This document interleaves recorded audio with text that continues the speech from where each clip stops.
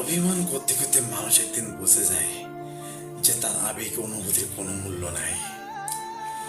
সে তখন ধীরে ধীরে তার সেই মানুষটার কাছ থেকে নিজেকে গুটিয়ে নেয়। আর তারপর একদিন সে নিজেই অভিমান করা ছেড়ে দেয়। নরম মনটারে সে একদিন কঠিন পাথরে পরিণত করে ফেলে। তারপরে সে আর ভাবে কাউকে না ভালোবাসে,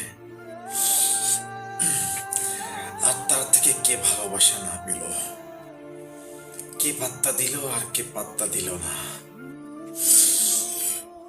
তাতে তার কিচ্ছু যায় আসে না।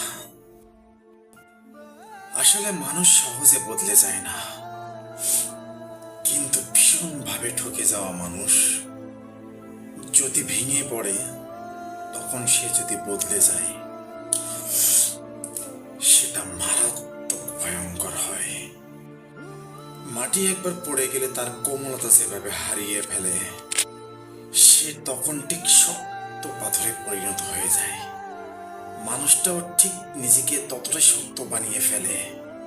চাইলেও তাকে আগের মতন আর সাধারণ, আগের মতন আর আবেগ, আগের মতন আর অনুভূতি, আগের মতন আর ভালোবাসা, সেই নরম কোমল হৃদয়টা ফিরিয়ে আনা একদম অসম্ভব হয়ে পড়ে।